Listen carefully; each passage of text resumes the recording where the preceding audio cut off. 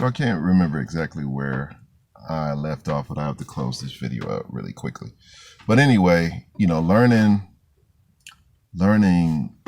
how to love, how to communicate respectfully, a system of values, integrity, hard work. Those are lessons that children should learn from a very young age.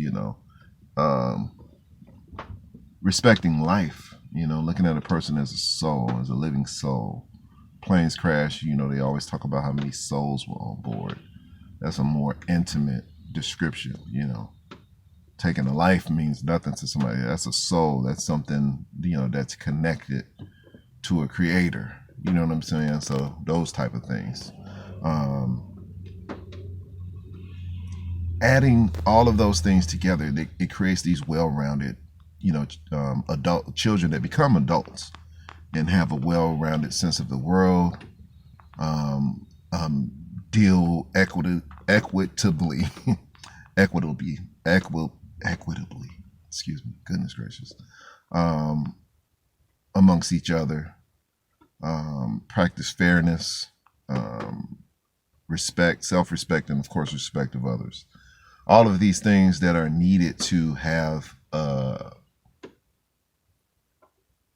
orderly society, like not a savage or a demon society, which is what it can only continue to get worse if we're not stopping it, or if we're focusing on all the wrong things. If we gave everybody $100,000 a year, they'll stop murdering each other. No, they'll get more advanced weapons and do the same thing.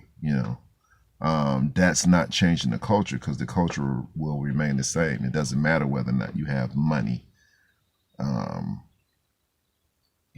If that was the case, every person that is, considered lower class financially should be out killing. That's not the case. It's a culture. But at any rate, I just want to emphasize the fact that your enemy is not your friend.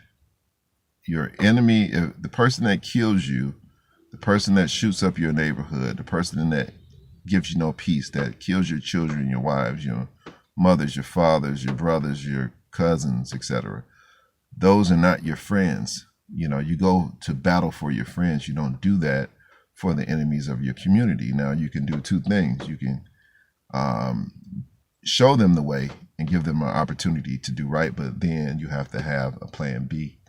And the plan B is incarceration.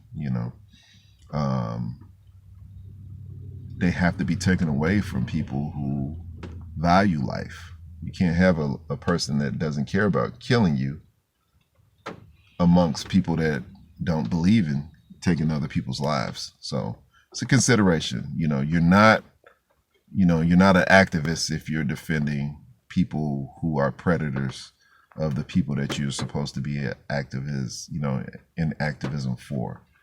You are actually part of the group of predators in that sense. So regardless of what you may define your organization or your group's values to be, if you're supporting something that's counterproductive to that same community, then you're an enemy of it, plain and simple.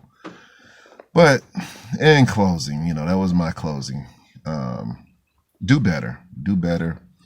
Consider the children, make those investments in them and that future generation. Get rid of all of these barriers to their success, and violence is one of the number one. Children need to be safe. When they're not safe, nothing else matters.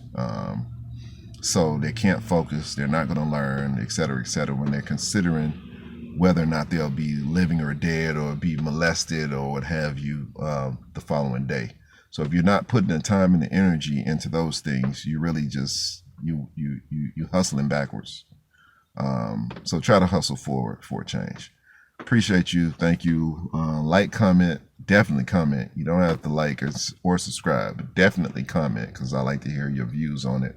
I'm always trying to recreate different ways in order to save this next generation's lives, because we're in big trouble and most people don't see it. You watch national news, you'll see it. There's records being broken for murders across the country. So we have to stop it, because I deserve the peace, but my children definitely do. So much love. Thank you once again. Like, comment, and subscribe. Definitely comment. And peace.